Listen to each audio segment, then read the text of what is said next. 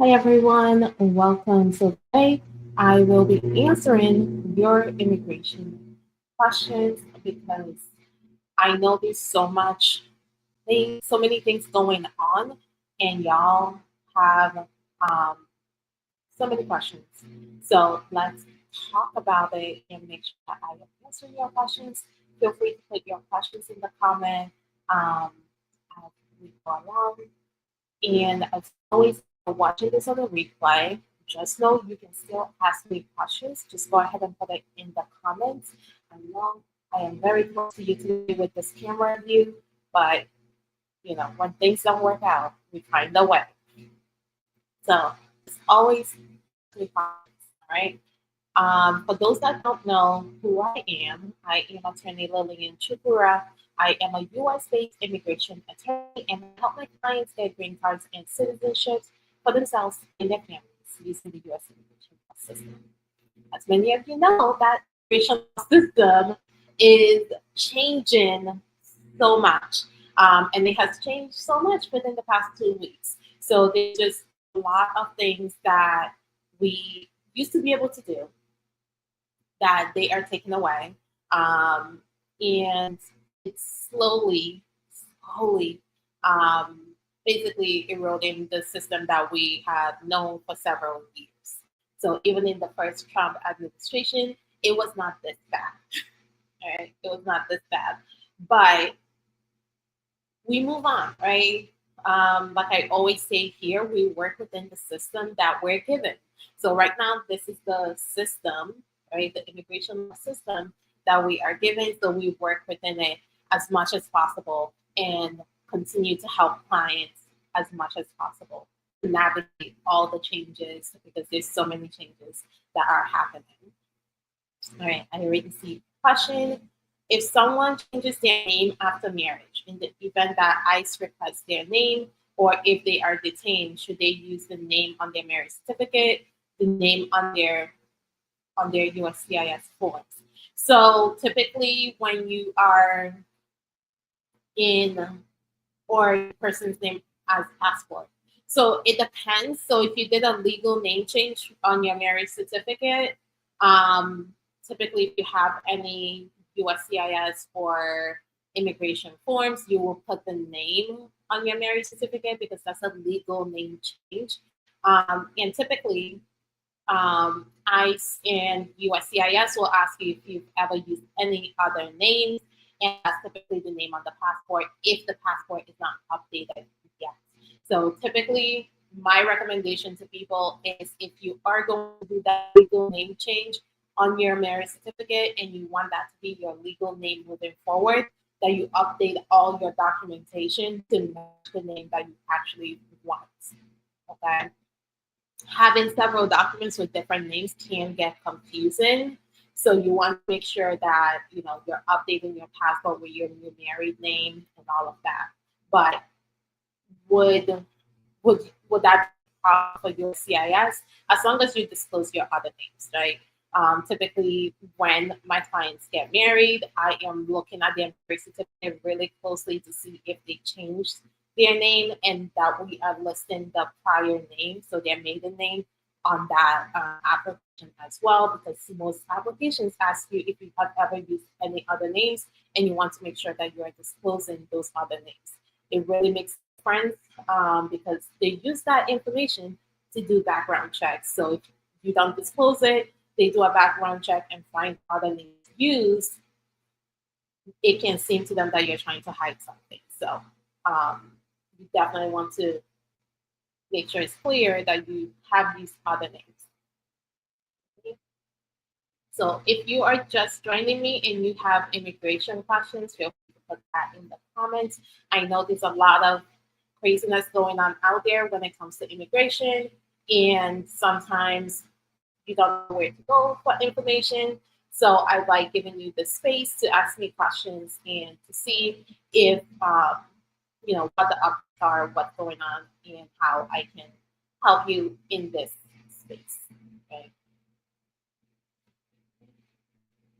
So as I am waiting for your questions to come in, people did send me questions ahead of time, so I am going to be at those and answering those as well.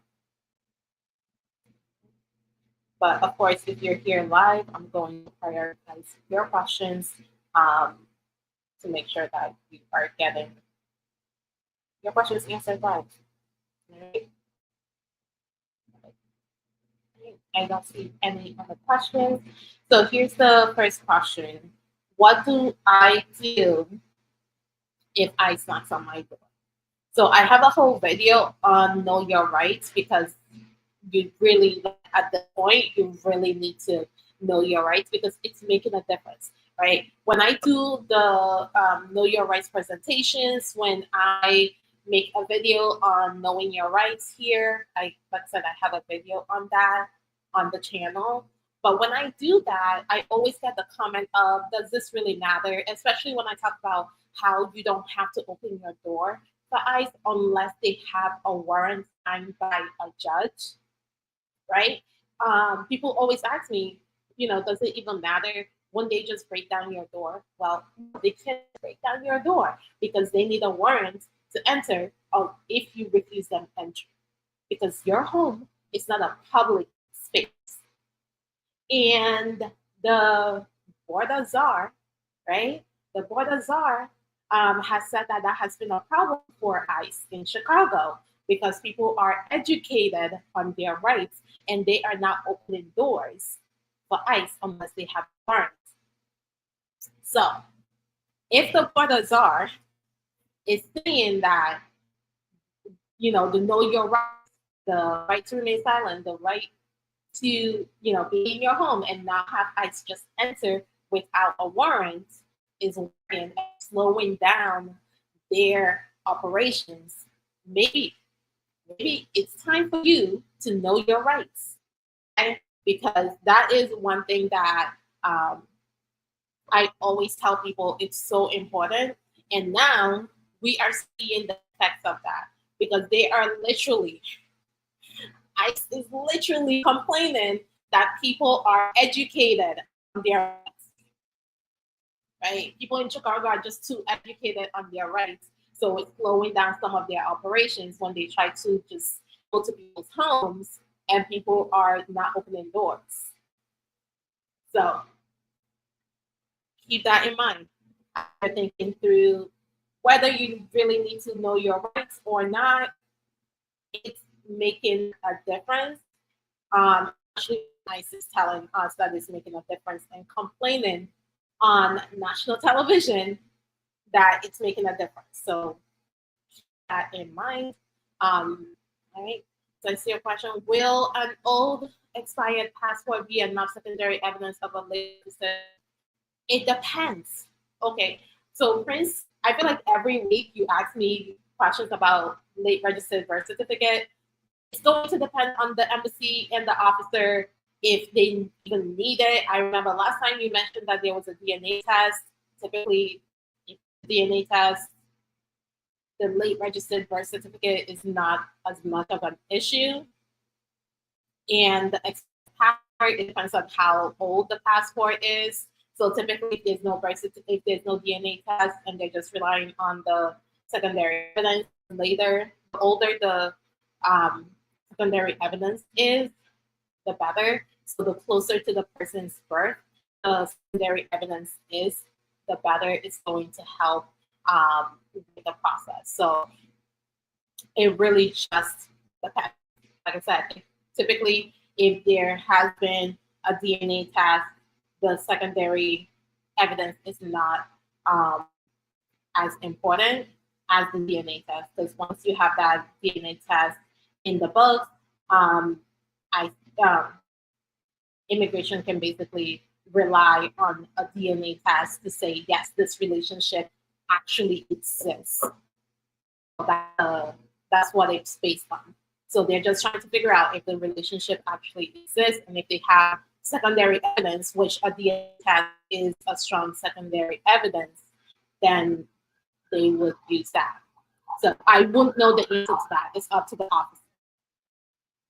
Right? All right. Eddie, hi Eddie. File for adjustment of status from marriage. It's been 2 months. I forgot to answer guilty to public consumption charge. How can I connect? Oh, how can I correct from no to yes? So you can do, so that's a hard. So typically you want to do one of two things, right? You want to, if you don't already have a USCIS online account, we typically suggest that you get one of those. Some of these things we can fix with a typographical error um, request. So basically, USCIS, their website has like under their tools, there's something called a typographical error. So if you made a mistake on your forms, or there's something you need to correct, or you received a notice from USCIS and it has the wrong information on it, you can request a typographical error change. So with that, you would put where the error was, what the correct thing is. So the sooner, so typically for our clients, when that happens, we try to do that as soon as possible. That there's no question of my client potentially trying to hide information from ICE or from USCIS in this case. So the sooner you're able to make that correction, the better, and just keep. So typically, when we do that typographical error request on the USCIS website, we make sure to save um, the request to make sure that if it ever comes up, we can show that we sent in a request for that to be amended. My daughter sponsored me for a green card. All three of my kids have US citizenship, but I am not in the USA. I am in SA, South Africa, I'm guessing, with my youngest. My two eldest are living in Florida. Can they expedite my application? It depends, right? An expedite request is basically asking USCIS to process your case faster than everyone else, right? So let's say there's 100 people that filed before you. You have to show that your case should be put in front of those 100 people, should be decided before those 100 people that filed before you. So that's what an expedite request does. And in order for your case to qualify for an expedite request, you have to basically show the reasons, right? Humanitarian reasons, urgency, right? Emergency, right? That shows why your case should be put in front of those 100 people that are in front of you. So just because, right? Just because you're outside of the US and your children are in the US, that by itself does not show an emergency, because any other person that has children in the US and is outside of the US applying in the same process will be in the same exact situation as you, right? So you have to show why your case is different from everyone else that's a parent of a US citizen waiting outside of the US for their I-130 to be approved and for them to have their visa interview. So can it be expedited? It depends on your particular situation and the situation of your petitioner. Should I refile the I-485 with a correction of the yes to the guilty plea? Um, so typically, once you file, that is there, unless you're, so the only way that would actually make any difference, right, is if you, yeah, so the only way that will make any difference is if you withdraw the I-485 that you filed and then file a new one, because you can't have two pending at the same time. Like I said, if it's just, typically if it's one question, you can do a typographical error request, and typically you're going to have an interview, right? And at that interview, you can also make corrections on your forms. So really depends on you, right? Depends on you and what you want to do. But can you correct it later on? Yes. Can you file again? Yes, but you need to withdraw the one that's already pending, because you have two I-485s based on the same I-130 pending at the same time. Mhm. Um, any other questions? Feel free to ask me your questions.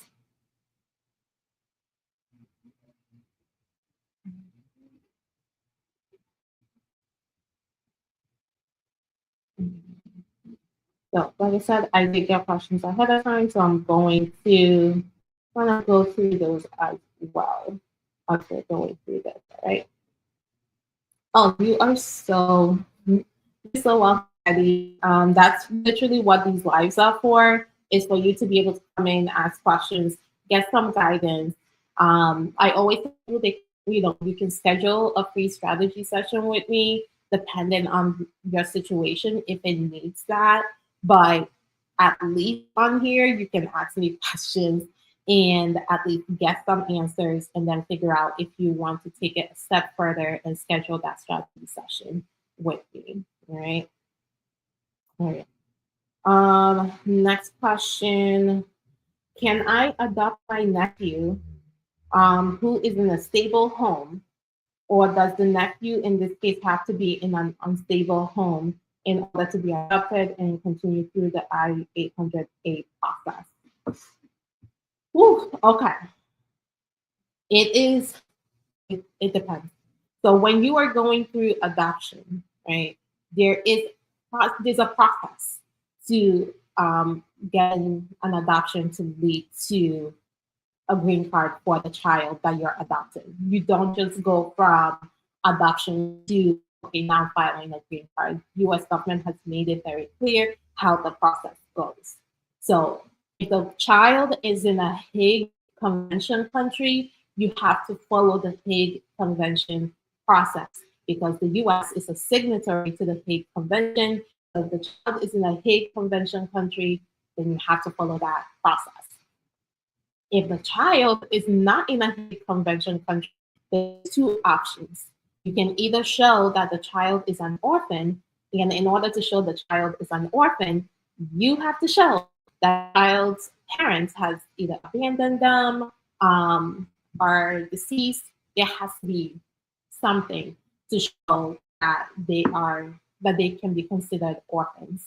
The other option, right, is if they're not in a Hague Convention country and they do not qualify as orphans, then the third option is to actually go to where the child lives and live with the child. Live with the child, not take care of the child, not, you have to live with the child for 2 years, and then you can file an 130 for the child. So can you do an adoption even if the child is in a stable home? Technically, it's going to depend on where the child lives, okay, and what process they qualify for. If the child is in a stable home and they are in a Hague Convention country, you have to go through the Hague Convention process. If the child is in a stable home and they are not in a Hague Convention country, the orphan process is not going to work, because again, they're in a stable home with both parents. Then you will have to do the third option of actually living with the child for 2 years and then doing that by 130. So it is a whole process that you have to go through. So it's not just filing for the child, it's about making sure that you're going through the right process and not completing the adoption until you figure out which process you're doing. So if it's a convention country and you finish the adoption process, guess what? You may end up in a situation where you will not be able to have the child come to the US. So it's really important that you follow the right process for where the child lives. Right. Next question. I was F2A, but now transition me to from F2A to IR1. When can I get interviewed? My documentary qualified email, July 2023, priority date is 2021. So if you have updated the National Visa Center of their status and they have moved your case, officially moved your case from F2A to IR1, then there's no time frame, right? It's going to depend on the country and how quickly they're scheduling interviews. Okay, it's really going to depend on the country. So I would need to know the country to even be in any sort of like ballpark of how long that takes. I can tell you that F2A definitely takes longer than IR1. So you may be in a better position than someone that's getting into IR1 now. But I won't be able to tell you how quickly you can get that interview because each embassy has a completely different time frame for scheduling interviews. All right. Hi, Adriana. How long in average motion to reopen cases are taken to be analyzed by a judge? Ooh. So it depends. Unfortunately, a lot of the answers I'm going to give you today is going to be it depends. So some judges are able to process those if it's a motion to reopen. It depends on why it's to reopen. So if it's like a person missed their hearing and they were ordered removed in absentia, I've seen those go from like a couple months to a year, depending on the judge and how much they have going on. Typically, we try to follow up with the judge's clerk, not the judge, but the clerk to make sure the case is still, the motion is still in front of the judge. But it can take anywhere from a couple of months to about a year, depending on the judge's schedule and how long it's been since the case was closed and when you're seeking a reopen. Okay. Say, okay, so if the name is ABC on my green card and in my passport it is AB, is what name should I buy my plane ticket? You buy your plane ticket in your legal name.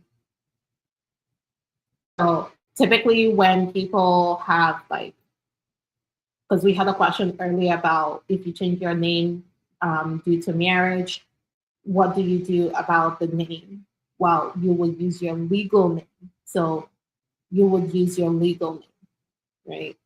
And if the name change is because you did a legal name change, either through marriage or through a court filing, you want to make sure you have additional documentation to show, why the name on the ticket and the green card is different from the passport, right? Unless it's the other way around. Again, you want to use your legal name. Whatever the legal name is, that's what you want to use. If it's ABC, then that's what you use. If it's AB, then that's what you use. And then you need documentation showing when that name changed. My cousin sponsored his dad in the USA I-130. When he went for the interview, they denied him because they said he voted in 1989 when he was not a citizen. Is the only thing he can do. So unless he can, so when it comes to false claim of citizenship, that's what that is called. When you present yourself as a U.S. citizen when you are not a U.S. citizen, that is one of the things that can kill any immigration case. However, there are situations where you can overcome it if you can show that you didn't vote, right? You didn't register to vote, and there's a whole process that you can go through to try and get it overturned. But it's very hard to do that when you don't have when you may not have the proof, because 1989, that means they probably pulled some voter registrations and records to make that determination. So you really want to look at that. But yeah, I would say if they do not already have legal representation, they need to look into that. So they would need to look into that because that can that can be an issue that will not be overcome unless they have strong evidence. Okay? But that's a hard one. That is a very hard one. That's why, like every single year during election time, I always tell people, like, make sure you don't vote. You're not allowed to vote. Like, make it as clear as possible because sometimes you go to get your license and they will just check off a box saying that you want to register to vote without considering the fact that you are not legally allowed to vote, right? So I have seen that happen so many times where people go to the license and they check off that box, and then when it comes to election time, they're getting stuff in the mail telling them to vote, and because they're getting stuff in the mail telling them to go vote, they think, oh, that means I can vote. So it can, it's one of the things that I try to warn people against, but people still fall into it. So um, unfortunately, it's really tough.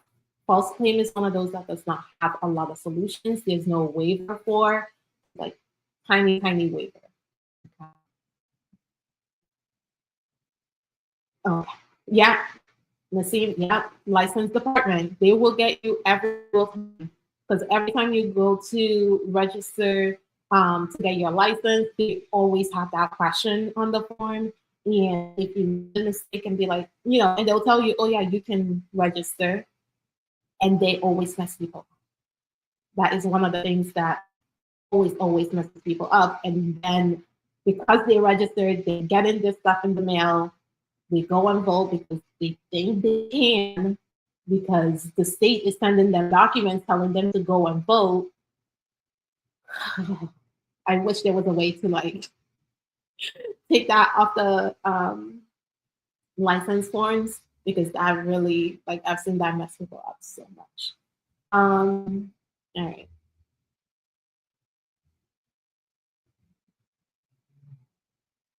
Okay. So, Blessed Girl is going to depend. You need to have documentation.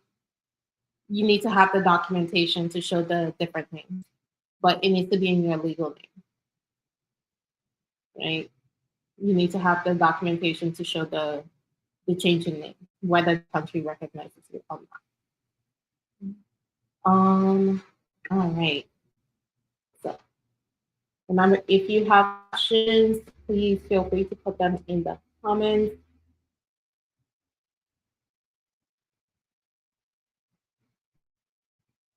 Let's see.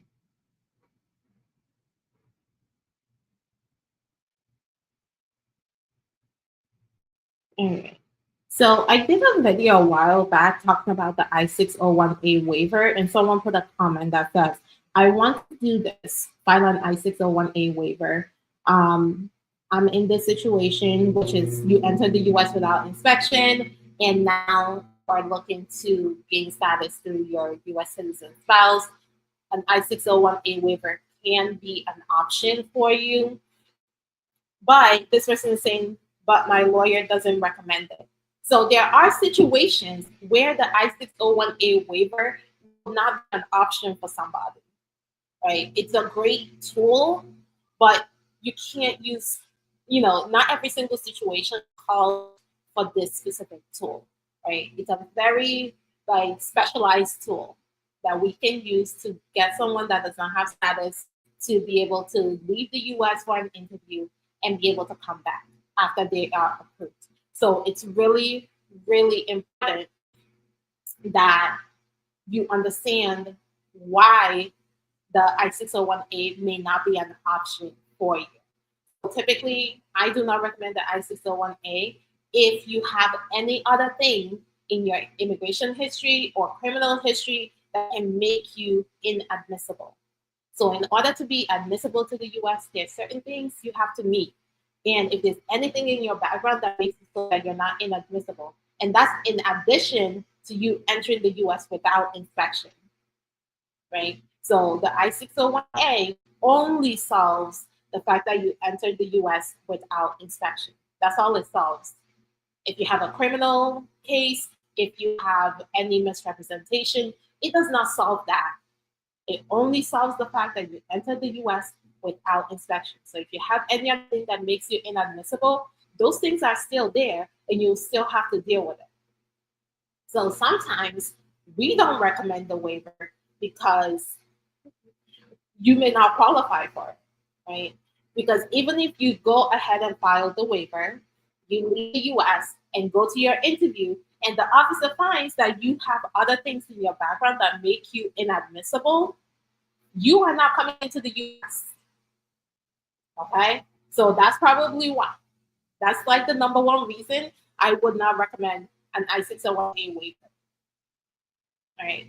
Because when you go to that interview and they find you inadmissible, let's say for misrepresentation or for a criminal case, you are now going to be outside of the US. And once they find you inadmissible, then we apply for a 601 waiver, which is a completely different waiver with a completely different timeline. So if someone is in a situation where they have that entry without inspection and they have something else in their immigration history that needs a waiver, I would not recommend an I-601A waiver because that would not solve the other issue. If the person is willing to leave the US and wait for that waiver to be approved, right? Go to their interview, found inadmissible, we apply for the waiver, they wait for like a year to 2 years for that waiver to be approved, and then we enter the US once the waiver is approved, right? So that is an option, but the 601A waiver is a very specific waiver. So if you have anything else that makes you inadmissible, it's not a solution for you. We would need to discuss other options. Okay? What is extreme vetting in relation to immigrant visas? So it's vetting, right? They're going to do extensive background checks on everyone.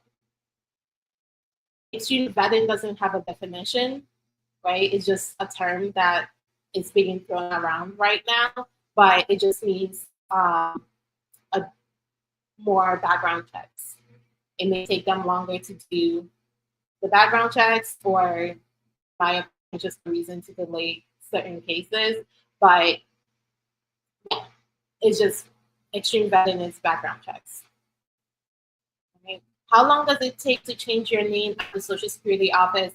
It depends on what the name change is based on and if you bring all the documentation, they're usually able to do those like pretty quickly and make sure that you qualify. What I'm telling my clients is to make an appointment, don't just show up. So make an appointment with the Social Security office so they know why you're there. They can tell you typically what documents to bring with you, and they can at least process the application. And then after they process the application, they will then send you a new card once they're done. But you want to make sure that you're making that appointment and make sure you're going with all the documentation you're going to need to do the name change. And remember, like when they do the name change, it's still the same social security number. It's just the name on it is going to change. Right.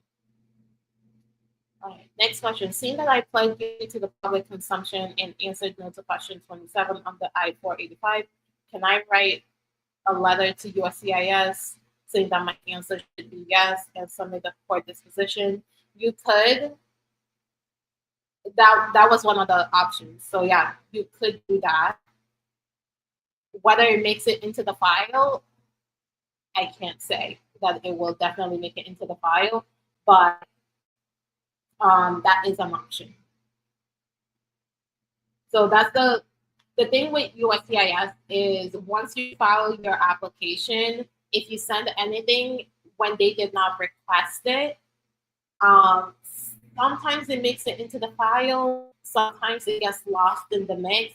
So you just want to be prepared to be able to answer that question and go for disposition to your interview as well.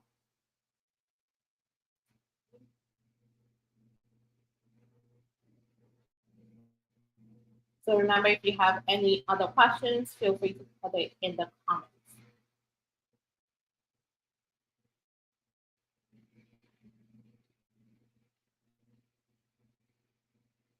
All right. So next question is about visas.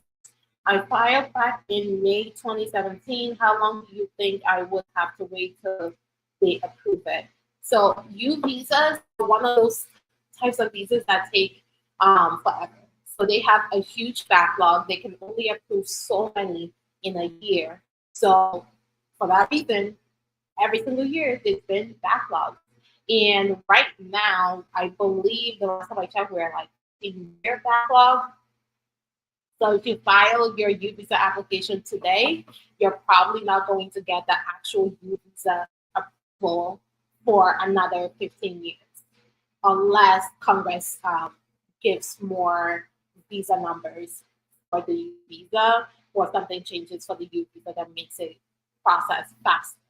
But right now, because of the backlog, it's taking about 15 years or more to get that final approval.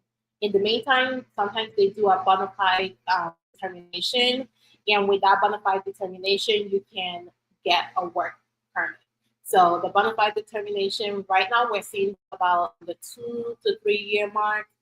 That may go away with the current administration, but that was the typical time frame to get that bona fide determination so that you'll be able to at least be able to work and have a work permit.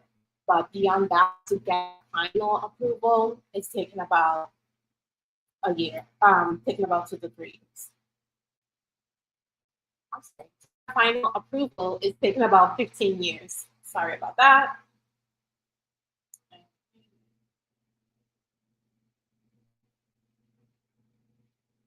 Okay, next question.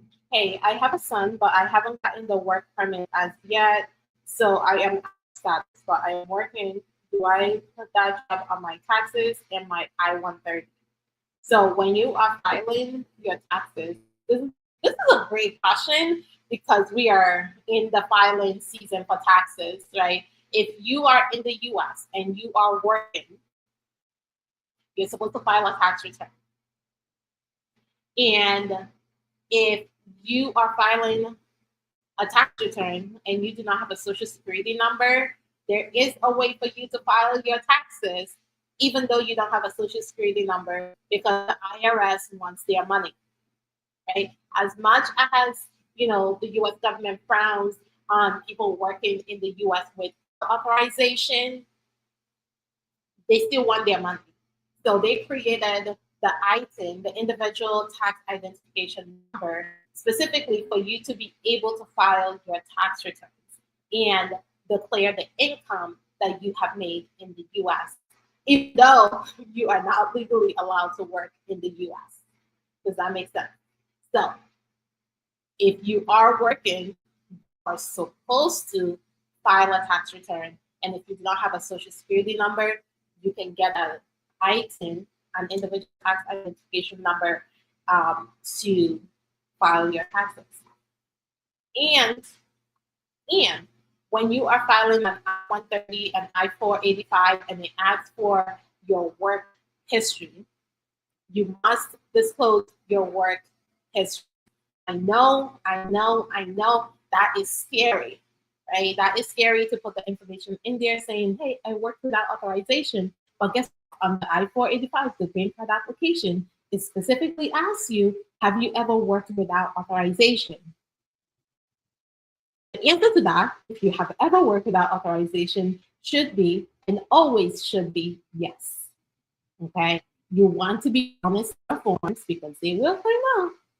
Don't ask me how, but they will find out. And when they do, that's not misrepresentation, right? And with misrepresentation, you need a waiver. But if you are the spouse of a US citizen, the parent of a US citizen, the under 21 child of a US citizen, you are considered their immediate relative. And working without authorization is waived automatically for immediate relatives of US citizens. So if your child is over 21 and is petitioning for you, you can disclose your work, your unauthorized work, without needing a waiver because it is automatically waived based on US immigration laws. Now, if you lie on the form and say that you've never worked before, you've never earned 1 cent in the US, guess what's going to happen? Depending on the officer you have, they can do a misrepresentation finding because you lied to them. And now you're going to need a waiver. And your son, right, that's a US citizen, will not be a qualifying relative for that waiver, which will mean you'll go from having something like unauthorized work that is automatically waived to having something like misrepresentation, where now you need a waiver and you need a qualifying relative. And your son, as a US citizen, is not a qualifying relative. So you can really mess up your whole case by lying about that one thing. So be honest, all right? And every single time a client has been in the US for more than a year, they're not a student, they're not, they don't have any other status where someone is actively sponsoring them or supporting them. And they come to me and they say, oh, I haven't worked. We are having a whole conversation because you would need to explain to me how you are able to live in the US for like 5, 10 years without ever earning an income. And that's what the USCIS officer is going to work as. So you really need to, so I make sure that before I file anything, you can explain that to me and it's the logical steps, right? So I do push back on my clients sometimes. I do push back on them.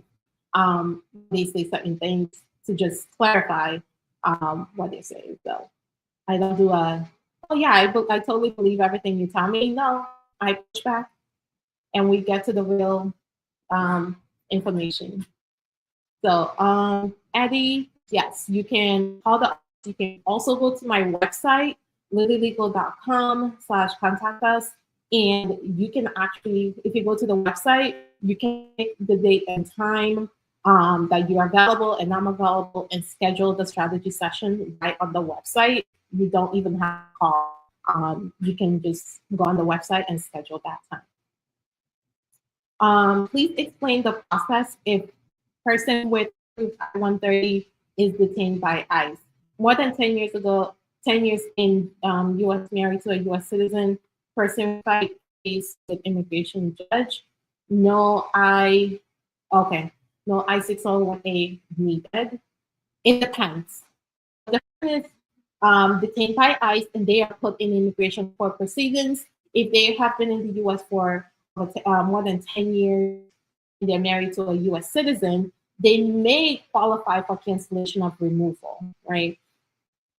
In order to qualify for cancellation of removal, though, you have to show that your spouse, that's the US citizen, or if you have US citizen children, minor children, that they will suffer extreme and exceptional hardship if you were deported. So it's not just that suffer hardship, which is what the I-601A. So the I-601A asks for extreme hardship. This is saying extreme and unusual, right? Exceptional hardship if you were to be removed from the US. So the person has that option to apply for cancellation of removal in immigration court. And if the judge grants it, they will then be able to get a green card without having to leave the US. All right. But there is that bar of you need to be able to show that unusual hardship. Okay. In such case, can the person get the green card in the US even though the person entered without inspection or still need to continue with consular processing? So if they qualify for cancellation of removal, they do not have to leave the US. The judge can grant them the green card without them having to leave the US because they qualify for cancellation of removal. If they do not qualify for cancellation of removal, before the Trump administration, some judges are willing to terminate the case so that the person can do the 601A waiver and then leave the US for that and be able to come back with that visa. But with this new administration, I don't they're not really, keen on dismissing cases unless it benefits them in some way. So that may not be an option, but if the person qualifies for cancellation of removal, they do not have to leave the US. They can get their green card right here. But just know, with the cancellation of removal, though, you are not immediately going to get that approval because, again, with a lot of these things, there is only a certain number of visas available for cancellation of removal. And the last I checked, they were um, officially approving and granting green cards to people that filed and were approved in 2021. So, yeah. We're still waiting for a couple of our clients to get officially approved. But with the way things go and how long everything is taking, just know it's not an immediate grant. You still have to wait for a visa to be available, and then you'll be able to get the green card. But with cancellation of removal, if you've been in the US for at least 10 years before you were put in immigration court proceedings, I have to say that because if you enter the US and you immediately were put in immigration court proceedings and it's been 10 years, you would not qualify for cancellation of removal unless your notice to appear is defective, meaning it did not have a date and time, right? But if it was a good notice to appear, it doesn't have any issues that make it defective, you would not then be able to do cancellation of removal, even if your case takes 10, 20 years before it's finalized. But if you're already here for 10 years and then you're put in immigration court proceedings, cancellation of removal may be an option for you if you have a US citizen child, a US citizen parent, a US citizen spouse that will suffer extreme and unusual hardship if you were to be removed from the US. That is one of my, it's always nice when that is an option for a client that has basically like given up hope on when it comes to like the I-601A because they can't leave their spouse that's sick or their child that's sick or their parent that's sick because no one else will care for them. So they are delaying doing the waiver because they just are not able to leave, knowing that their family here will suffer. So in those situations, we do look at the 601, the cancellation of removal, if they are put in proceedings as an option. Yeah, great question, man. Great question. All right. Anyone else have any questions for me?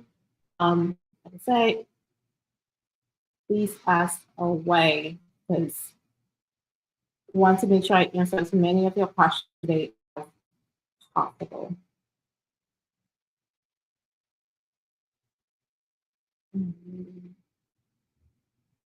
Let's see if there's another question here.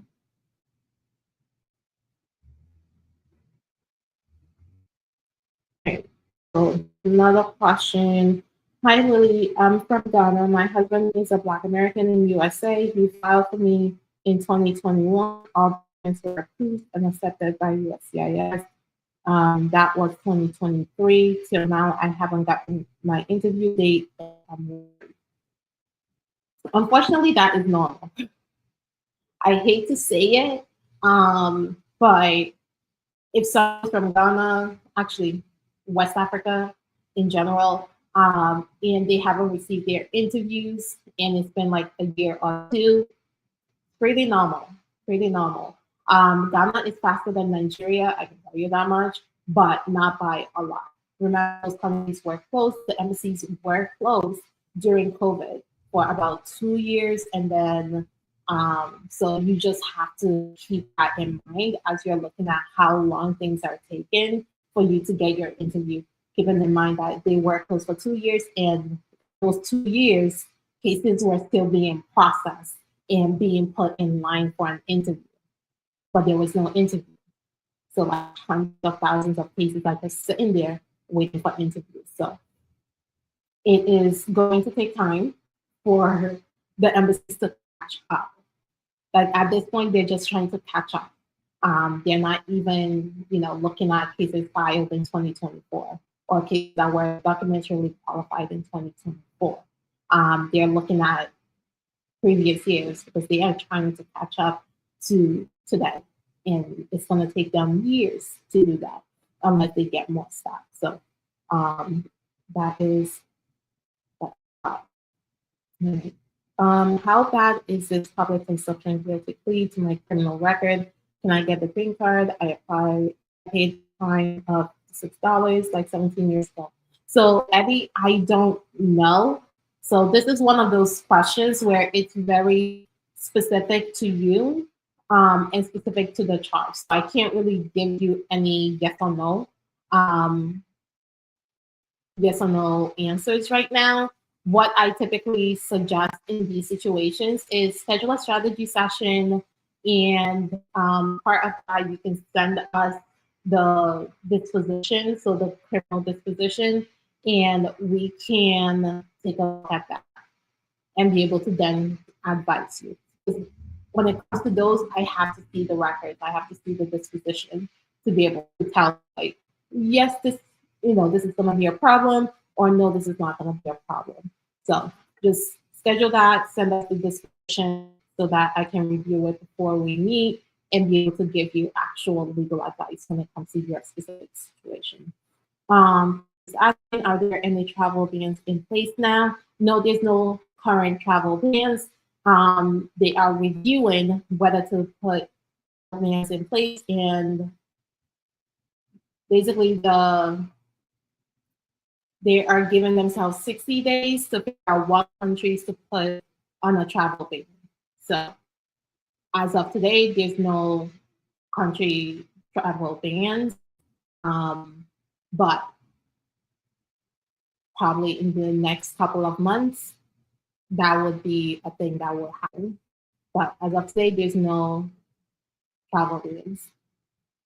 So each country has their own reason for why they want to have a travel ban. So there's no it's the administration that will let us know their reasoning. So I don't know because there's no travel bans. Okay? So I don't know what the reasoning would be when they do those travel bans. So if there are travel bans, I will let you all know, as always, what they are, who it affects, and who it doesn't affect. But as of right now, I cannot speculate. Okay, I just don't want to speculate on the reason that they're going there. The last time they just said that the countries did not have proper vetting process for their criminal records. They didn't have a centralized criminal record system. But also the countries that were affected were only countries that had a large Muslim population. So there's that. There's that. So we wouldn't know until that becomes a reality. Right? All right. Well, if you would like to schedule a private strategy session with me where we actually look at your situation, feel free to do that by going to my website, lilialegal.com, and clicking on contact us. That way you can pick a date and time that's best for you for us to chat. There is a new law that went into effect, and I'll be doing a video on that for Tuesday because I want to give it its own space to really break it down and talk about it. So you'll be seeing that on Tuesday. But yeah, thank y'all so much for joining me as always. And if you have questions and you're watching this on replay, put them in the comments. So thank y'all so much, and I'll see you next time.